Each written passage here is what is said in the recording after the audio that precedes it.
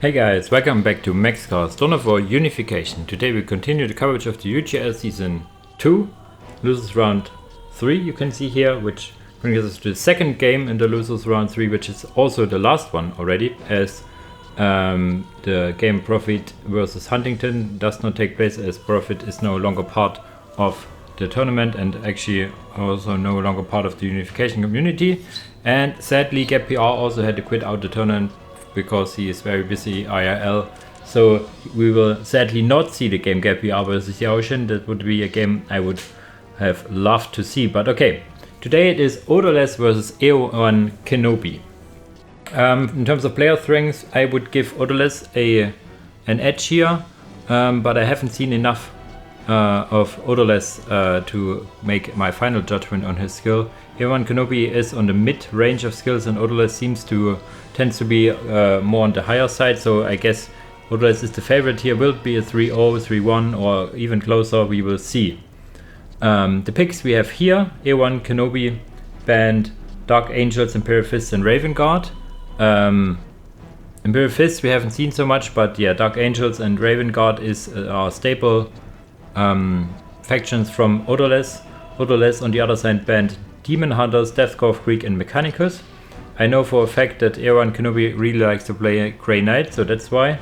I'm not sure about the Greek or Mechanicus bans here, because if you see the picks, A1 Kenobi picks Chaos Marines, Orcs, Night Lords, Praetorian Guard, Steel Legion and Farsight Enclaves. I know that he likes to play Chaos Marines and Night Lords. Not sure if I've seen his Steel Legion and Praetorian Guard play, or Orcs in that matter. And Farsight Enclaves, the last pick here being interesting, because if you know how to play them, you can win a lot of matches. But yeah, you would need to dig into them and understand how they work. Odourless on the other side picks Fallen Angels, Space Marines, Salamanders, Eldars, Tyranids and Sisters of Battle. I've seen basically all of these factions from him, apart maybe Tyranids. So Tyranids I'm not sure, but yeah, all the other factions I've seen him play, and play very well indeed. So yeah, let's see what the first matchup will be on Tranquility's end. And here we are on Tranquility's end. On the southern side, playing Sisters of Battle, we have Odourless. Even with Sisters of Battle going for his teal turquoise kind of color. Interesting. On the northern side, playing Steel Legion, we have A1 Kenobi. A1 Kenobi goes for Horsey Opener, it looks like. One Legionary is good. Normally you want to have it before the second Pioneer Squad and such. But yeah, this looks like a Horsey Opener. On the other side, this looks like a Seraphim Opener. Very good on this map, as you have a lot of choke points, a lot of bridges in the way, and also these rivers that slow down movement, so if you can jump in and out of the base. So jump troops tend to be quite useful here. And yeah, I would assume that he goes to a Seraphim and then deletes it. Pretty much the standard way. Oh! A generator. Okay, so he keeps it. So this is the slow variant of the Seraphim, the only one Seraphim squad. On the other side we should have... yeah, there are the horses. And the second squad of Legionaries, so I think this is how you can play this. You cannot play two horses because they are too expensive. They are rather tanky, as you can see here, but their damage output isn't the greatest, so you want to have something to support them. They can harass pretty well, but they cannot really decap. So they... okay, did he move away before he did it? Oh, he got it. I think they could win here, but there's also the Seraphim. Seraphims... I'm not sure, how is the movement speed in comparison? Looks pretty similar. Turns out that flying jetpacks are just as fast as the horse. There you go. Horses now you can kind of try to snipe a builder, but you see the damage is, yeah, very low.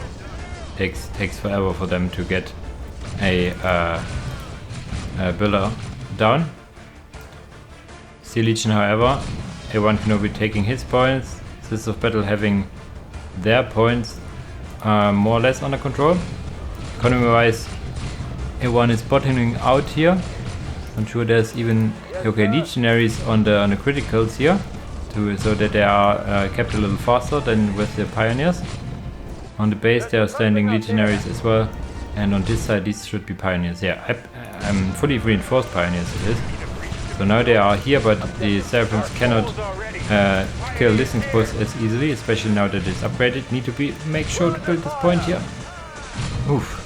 If they jumped right next to it, they could have got the decap. A1 was a little slow on this part, but yeah. What is this flag? If someone can tell me this flag, this is something with Britain. Looks also the color scheme, like blue, red and white, looks very British to me. British gentleman riding the horses, I guess. Could also be Australian, I don't know.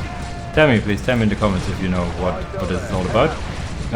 Just one squad of seraphims still doing as much as you see here. No cannoners would be yet. Cannoners with Inferno pistol would be a good, how should I say, continuation of the build, as you have the Prismatic Sanctuary and a generator, so you could add a cannoners here. So basically it's seraphims into cannoners, and cannoners absolutely should stay in range combat first and foremost, but then can have fleet of models left, right and center. Even in melee she still has her flaming power sword if they really want to close it. And there's a second squad of horses, and this is a mistake I have fallen myself also. Horses in the current form as they are, you only need one to tie up the enemy in melee, while you have other units like legionaries shooting at them. They are tanky and not damage dealing, so two squads will not allow you for more damage really. They are helpful if you have like multiple ranged squads, but you only have one squad of seraphims here, so one squad of rough riders is enough, pretty much. Need some pioneers here to repair this listening post if possible. Another generator being popped to somehow, okay, he is already on tier 2, on the way to tier 2, whereas Steel Legion is just now building the relay station. And okay, what did he go for? Not getting anything. Yeah, you want to get to tier 2 soonish, so just waiting a bit. What is this? A horse rider going down. We can start tier 2 pretty much now as well. And he also opts for a few more, at least one commissar. Commissar increasing the movement speed of the squad by quite a lot. So there you go, they can run away faster, which helps in kiting. But you need also your second squad of... where are they actually? These are all just pioneers. Rough Rider here trying to kill a generator, they will never be able to. So there you have that. Legionaries over here. Upgrade the listening post, dealing quite a lot of damage to the cannoners, but it will fall in the end. A turret would have maybe been a good idea. Hindsight. Turrets for Steel Legion are pretty good. Not as overpowered as before, but what makes the turret so good is the unit that builds it, because pioneers are fast on their feet, can build pretty fast as well, so that's why these are normally pretty early in the game. And pioneers, oh, will they bleed down? No, 3 HP, so they survive for now. Tier 2 is almost done. What is he going for? Lieutenant Colonel, Lieutenant Colonel, whatever, Colonel I liked to call it. He can get Ochre and bodyguards in tier 2, that's basically why you get him probably. His legionaries here are in a bad position. Tier 2 is now finished, and we will see some Ochre and bodyguards. You can get 2 in tier 2 and 3 and 4 in tier 3. Stormtroopers coming in, and as I said, I would really like some Ochre and bodyguards. With them he can go in ranged and melee and be an absolutely nuisance. Now having the aura going into melee against the Seraphim, so these legionaries could in theory fight back. Come on, do it for me. Some Ochre and bodyguards, come on. Stormtroopers are built, they are getting dropped in their own base, okay. I thought you would get them at least here somewhere where you're fighting. Heavy Bolter Squad is now out. Lieutenant Colonel is going to die. Ooh, still burning, getting some shots. 30 XP. And down he goes. Sad. I would really love to see some bodyguards. You can get grenades on these horses, which is a good idea.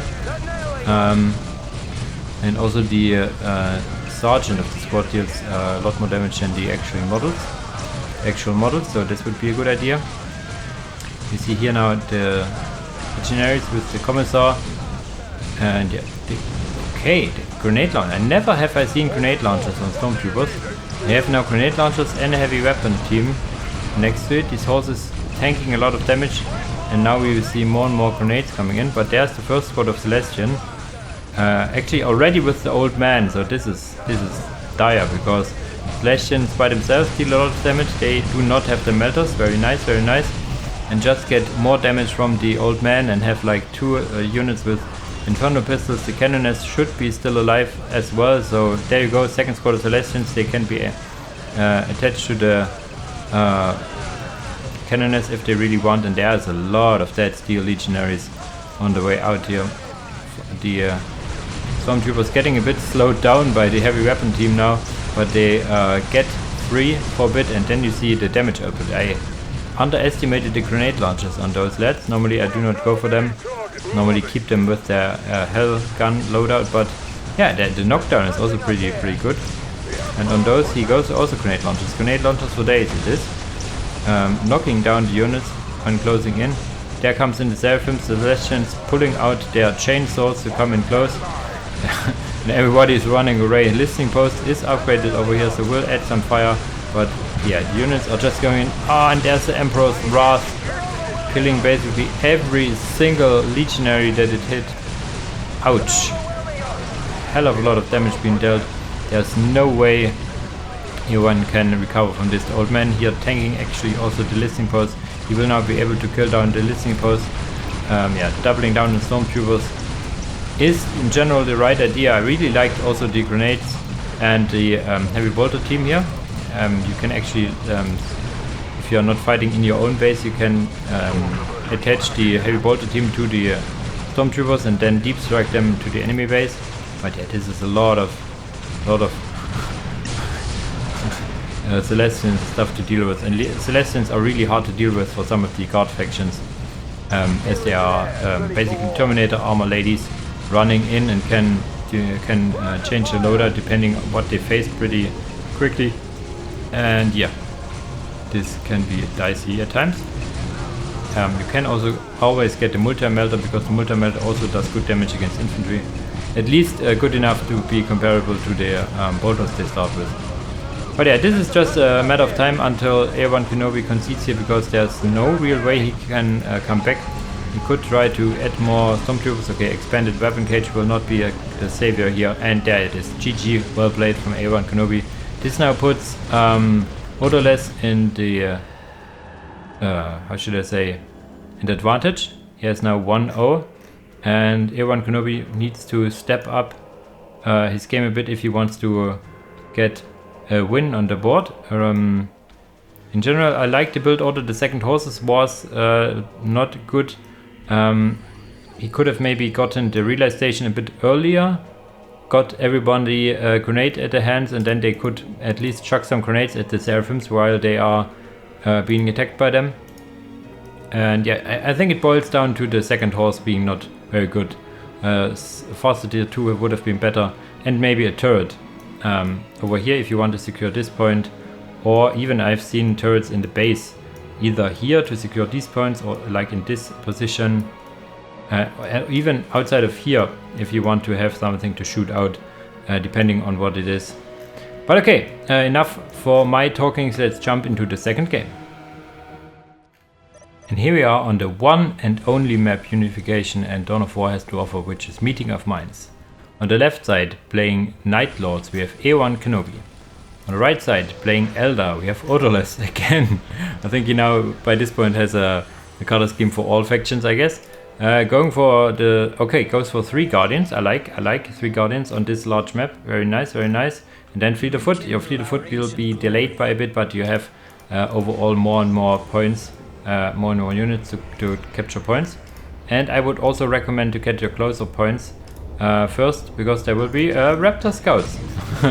So we have one Raptor Scout being aggressive, one Fury being the capping duty, and 2 more Furies on the way. And probably the Captain also on the way. Come on, show me, then I switch actually sides to see his resources. Not enough resource for the Captain, and we need to stick with the Night Lord side of things for now, as there is a lot of heavy cover on this map, which benefits Night Lords greatly. You see even some light cover in these trees in the bases. So there you can hide and shoot while being in the enemy base, which is good. There we have Rangers, so it will be infiltration wars over here, so we need to keep an eye out for these Rangers. They're now shooting more round after round against these Raptor Scouts. Okay, for those part they almost missed completely. But yeah, you have 3 Guardians to capture the map. Storm Guardians, yeah, Guardians normally.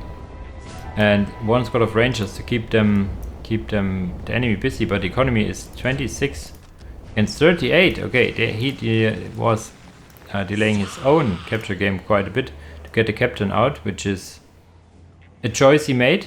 Will catch up, however, as he capping more and more points in the base. Having some influence units in the enemy base can be quite a nuisance. Not sure how good they are in range, probably not as good. Maybe could have stick them in range in the heavy cover and let them shoot a bit, but not sure how effective this is at all. I mean, the Captain has a pretty good sidearm. He could stand in the enemy base just for extended amount of time, but detection should also be okay-ish. Yes, they get the Warlock leader for now. And here comes the Captain. Again, getting those guys out of the way, so the economy start for Elder is severely hindered, and A1 keeps his own economy actually a bit on the delayed side of things. He needs to make sure to macro and not just micro. Come on, yes, there you go. Opinion output. Imperial blood. There you go. He has a lot of points, but not a lot of listing posts, so that's an issue. And here we go. Captain with these Raptor Scouts. Raptor Scouts now jump out. Should maybe just stand in the light cover over here. Captain trying to kill the generator, which is a good idea. His morale will tank these ranger shots, I think, well enough. Raptor Scouts, however, going down on this side. The Bone Singers jumping in. Not sure if they know they cannot save it.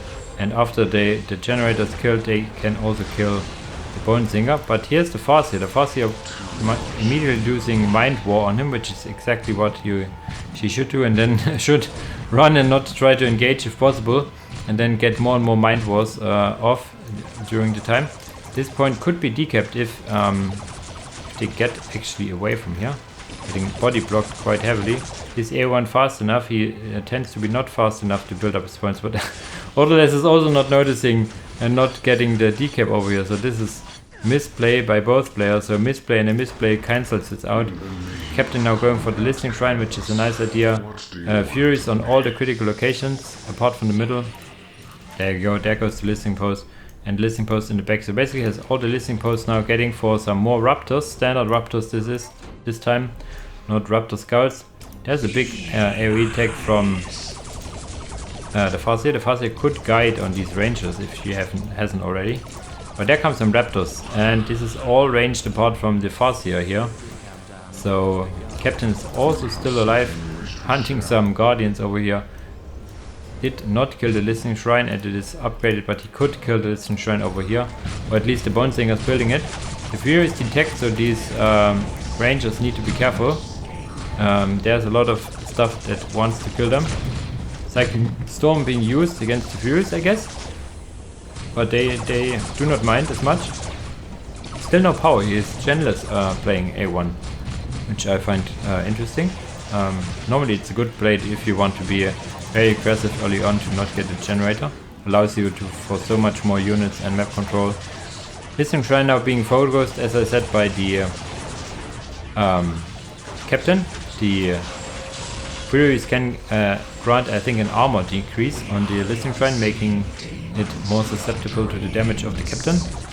Listening Post is actually up and not being attacked right now. There are some horrors now. Getting a plasma generator, second one that is. So the horror squad is the terror, not horror. Terror squad can be very useful over here. There's what is it actually flying over here? Just a few guardians trying to be heroes over here. Heroes need to reinforce a bit, which they do. The bone singer getting chucked, but lands on her feet, which is interesting, considering how big the sword is.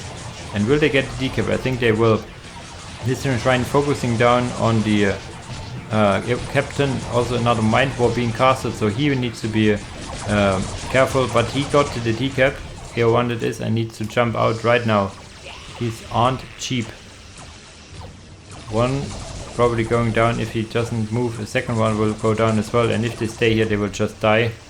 Yeah, 3 or 4 units died. Dark Reaper squad sealing the deal, bringing damage to this second Dark Reaper squad here as well. And yeah, let's see what how good he can micro, as I'm wanting to say. Soul Shrine is being built. Tier 2 is also on the way for A1 Kenobi. He needs, if possible, try to kill these bone singers and delay the tier 2, but this is not as easily done, especially that there's the Farsi as well. Captain has not much HP. He does the right thing and killing some more economy. In the meantime, Raptors need to jump out, which they just do. And yeah, he can kill this Listening Shrine and decap it as well. And then move on again to this side. To kill those lads. So you can go from here to there, from here to there. Be very annoying. Terrors are here but not reinforced. And I have not seen them getting the grenades either.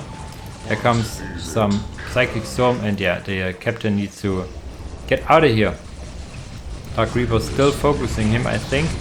They have not redirected their fire, now they have. I think you can how should I say, the Mind War, you can target a specific model, but now the Farsi is in melee with the captain, and he will not automatically focus the captain. It will be he used the Mind War now, and yeah, you see the captain now going down. Used at a specific model, not one random model of the squad. Quite a lot of raptors going down, so this was costly. And the tier 2 was not delayed. I guess there are targeters and armor on the way, as well as support portals, so I guess his economy, okay, is not as great, but I've said it earlier at some point already in some casts. Eldar is one of the factions that can actually play with a lower economy, because they tend to be so cost effective with these units like these Dark Reapers, like the Rangers, so that they actually can play with a lower economy quite well. And yeah, he's saved up a lot of resources, it looks like, as he got both upgrades, and now getting probably a Falcon, I would assume. There you go, Falcon crafting goes very well with 2 Dark Reapers. There's now the Horus getting more and more units, and the Sergeant. Forge Vault of Fear is now added. And what does he go for? More upgraded. And Forge of Terror, so he did go for both buildings and not getting anything else apart from some Havoc. So I think this is a mistake. You get either or and then use it.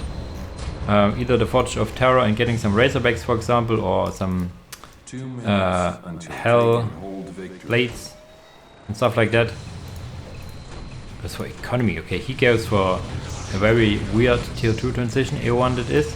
Attacking the listening post over here is Odourless with 2 Dark Reapers. The Falcon, where's the Falcon? Oh, here on the defensive duty. And whoever has map control could try to get one of these Slack deposits, which is not easy, because there are units all over fighting on a lot of positions. The Havoc standing in the heavy cover. I would like myself to see a second Havoc squad. Now going for the Sorcerer, also nice. Sorcerer has the Smite ability, so he can kill these infantry units quite well. Wow, that's a lot of horrors in one squad. He can deal quite a lot of damage. We see also now a Razorback being added. And those go for rocket launch. Okay, to deal with the Falcon, I assume. You could also use it to kill this Listening Shrine over here. There's some cover behind the shrine, behind this here. but not over here, so you can park yourself over here. This move through this choke point isn't the greatest, as it is a choke point, and there's a lot of Dark Reapers on the other side, loving that they can shoot. The Soulstorm was going in and then going out again. Not sure where he wants to go. He cannot kill the Falcon. He needs to go over here and use the smite ability. And now that he has gone away, there was an opportunity to be had with the Sorcerer to use smite of one of the units and then also go into melee against the Fasta. He probably should win this. Has not more HP than her, but she was already damaged, and now everything goes down. This was the engagement of the game, I think. Look at all the purple, pink bodies on the floor. So this was the whole army of Obi-Wan Kenobi going down now. But the army for Odourless still stands pretty tall, pretty easily. Now getting also fire dragons, because why not? Because it's also Razorback. And I think from now it's getting just downwards, because I do not think, okay, even warp spiders are out now. I do not think Odourless will give him the time to breathe, to get back into this game. Getting more and more units out, which is nice, but there's a whole bunch of angry space elves on your way. 2 squads of warp spiders. Warp spiders are one of my absolute favorite units in the Elder roster. Absolutely mincing infantry, not very good against vehicles, however. Only in tier 3 with their warp spider kit, I should say, where they got these haywire grenades and stuff. But for now they can just go in and kill every single infantry unit they can see. He's not attacking the economy as much. There are some Havocs here, and yeah, the warp spiders could jump the Havocs, I guess. There's even now Dark Reapers joining in the Falcon tank, which is exactly what we want to have. Bonesinger building up the crater, what is it called? The Thermoplasma generator. So Sahal, the Talon Master, is out, so there's some commander potential, but yeah, the Sorcerer already half health, and as I said, there's a smite doing quite a lot of damage, but these are heavy infantry, not killing them. They have a lot of HP, these warp spiders. And yeah, there comes in the Dark Reapers, but they are still on fleet and foot mode now. He turns it off, and yeah, they deal a lot of damage with their upgrade. There goes in another Mind War, it looks like. No, Mind War was actually used on the Horrors, interestingly enough. Maybe misclicked over here in the midst of the battle. The Talon Master is down. The Falcon Craft Tank could go down, but look at all the pew pew from all the sides. 2 squads of Dark Reapers, 2 squads of warp spiders, and a Fasta. Yes, you have a Razorback, but there should be fire dragons on the way. There they come. Even a Harlequin to fight commanders, so he has the counter already on the field that is not fielded from the opponent. So very nice. And there comes in the fire dragons, and down goes one Razorback, down go the other Razorback. What was inside? It was the Talon Master, which will be focused momentarily and go down, I assume. Okay, not for now, but yeah. Shortest jump in history here. Tier 3 is finished, but what do you go in tier 3 actually? Night Sisters in tier 3 is not the right idea. Tier 3 you want to, I don't know, I guess you can get Predators, can't you?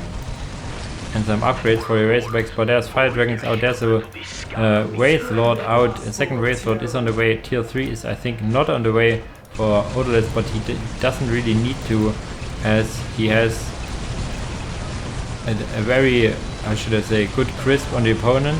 Losing one squad of warp spiders, however, for a little overcommitting. There's, wow, that was a juicy blob for the terror run of the HQ. And yeah, these have all lost morale, but there's just another squad of fire warriors coming in, and this will kill these Razorbacks easily. The Razorbacks are anti-infantry, but have not enough firepower to chew through 2 squads of Dark Reapers. I think he has also a Bright Lance now, or will soon have a Bright Lance. The Wraith Lord, the second Wraith Lord, has already a Bright Lance, and yeah, this should be it for game number 2. very convincing showing of Odourless here. A1 Kenobi with some hiccups in the micro and the macro. Not much misplays, I think. It's just that Odourless played better, so there's not like a completely outclassing here. You see it also on the game length, that it is not absolutely stomped in any way. I mean, it also is because it is meeting of minds. The meeting of minds tends to have very long-ish matches. The Race Lord now killing the buildings because they can, and we should see A1 tapping out. He may be processing the game, thinking about the next game already. And yeah, the Knight Sisters, I like to see them here. What do you go for? Go for even melter guns as well to kill these Race Lords, and they are pretty good at that, but there's just too much going against them. 64 and 10 against 138 and 80, so just doing some math here. Yeah, GG, well played. It's called he will go kill this one poor Wraith Lord over here. And yeah, this is now a 2-0 for Odourless. As I said, very convincing game. Let's see if A1 can get a point in the third map, or if it will be a 3-0 for Odourless after all. And here we are on the third map, which is Blood River. On the southern side, playing Fallen Angels, we have Odourless. On the northern side, playing Chaos Marines, we have A1 Kenobi. A1 Kenobi opens with 3 cultists, and the Chaos Temple probably going for cultists in the Chaos Lord. Could add a generator, I think, because this is normally a more economy focused build order. There you go. On the other side we will see a plasma pistol opener, I think. Getting 2 zealots. Containment into Anchorage is normally plasma pistol opener. Now let's see if he goes for 1 standard bearer and the company master, or 3 standard bearers. These are the options he has. I mean, he could also go for... Okay, he needs to make sure to click fast. And he missed the timing. Missed the timing. So what does he go for? Standard bearer, yeah, but he missed the timing on the plasma pistol. Slip up on the build order here. Yeah, you see. Now I think plasma pistols. So the plasma pistols will be out in 2 minutes 30 instead of they started, so they will be only available in minute 3 instead of minute 1:30. Quite a delay for one misplay, basically. Adding a generator is something I also did not in my version of the build, because then you have more standard bearers out. Could have had third standard bearer out already and plasma pistols finishing in a few seconds. So not the optimal build, but still very good. Opener in general. Here one should upgrade his listening post. This is an economy build, and for that you want to make use of it. Upgrading listening posts at least 1 or 2 more or less immediately to make use of that. We have now the Chaos Lord killing some zealots. Ouch. This guy got pretty much killed. And yeah, the Warpsmiths doing their job over here. Warpsmiths would have already have plasma pistols as well, and now it is, for now it's bolt pistols in the enemy base. And as I said, you can upgrade these points. You have enough power. You have more than enough power to upgrade 2 points now. This one or both, to make sure to have some defenses here. He's deciding to add more and more Chaos Space Marines, which is also okay-ish. But yeah, you do not use your power at all in this circumstance. As I said, at least 1 point would have been nice, actually. This is how the build normally works, to get quickly upgrade the listening post to have some economy boom. I mean, he lost most of his cultists now. Not sure why he doesn't capture this relic. Would be ideal. At least better than the critical location. The standard bearers do now have the plasma pistols and can stand here and shoot. Not sure why they're not shooting. With the animation, no, they're not shooting. That's kind of weird. Needs to get him in range stance, I think. This one is now shooting. Sent in the negative cover, however. These lads are melee. one at least.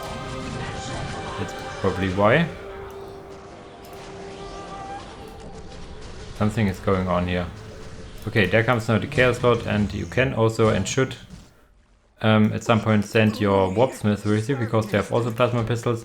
Now getting also the Company Master, so you have this goon squad of Standard Bearers and the Company Master, but I think he misses one Standard Bearer. You can get up to 5, getting you pretty cheap plasma pistols. Sometimes they seem to not fire, not sure. Look at this lad, for example. Now he shoots. Having a bit of a weird animation, it looks like. Chaos Lord focusing down on the Zealots, which he should not. He should focus down these Standard Bearers. Now 4 Standard Bearers. Company Master is out now. And yeah, the Marine Veterans actually. And yeah, you could go for a decently timed tier 2 with it as well. And then add Apothecaries also to the mix, and the Sorcerer, and having more and more goons to be using it on. There comes the Company Master. He is pretty tanky. The most tankiest of the bunch over here. The Standard Bearer standing in heavy cover shooting units in heavy cover, 2 squads of Chaos Space Marines, 1 Chaos Lord against all you can see here from the Fallen Angels. And I do not think they can hold it. The plasma pistols will peel off models quite easily. 1 squad of Chaos Marines is getting killed. 1 Standard Bearer going down, 2nd Standard Bearer will go down as well, but there's the Company Master trying to force melee combat against those Chaos Space Marines, which is 1 large squad, not 2, even though they are a little separated here. Is tier 2 on the way? No, he's not. He's adding just the armory. Not sure. Tier 2 is not on the way for Odourless either. And how is this economy? He could get tier 2 soonish, or what is he adding? I've seen some power being used, not sure for what actually. And yeah, there's, okay, for the upgrades here, the bionics for the Marine Veterans, but of course the Marine Veterans are pretty strong, and he has 2 squads of Marine Veterans, so he really wants to have a strong tier 1 push over here. You can get the Standard Bearers to the squad, so they cannot be focused down as easily. Company Master running into melee. Okay. Another Standard Bearer being added, another generator being built. I think with this setup he can then turn into a tier 2 game, or if he really wants to upgrade some listening posts and get even a 3rd squad of Marine Veterans. 1 more Standard Bearers now running through the river. You can see these little points moving through the river. And yeah, plasma pistols against plasma pistols, but there are, I think, are more and stronger plasma pistols on the side of the Fallen Angels, and more importantly, these Marine Veterans are pretty strong models overall, and these Chaos Marines are a little weaker and ranged as normal Space Marines, and these are pumped up Space Marines, so they will win this fight over here.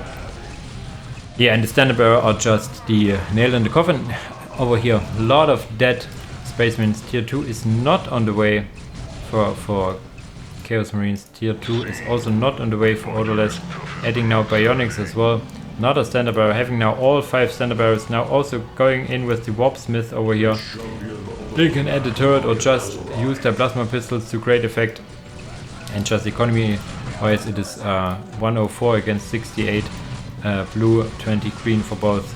And yeah, there's no standing army for A1, and he calls it GG. It is, as I said, the build order was executed a bit wrongly in terms of building up the points.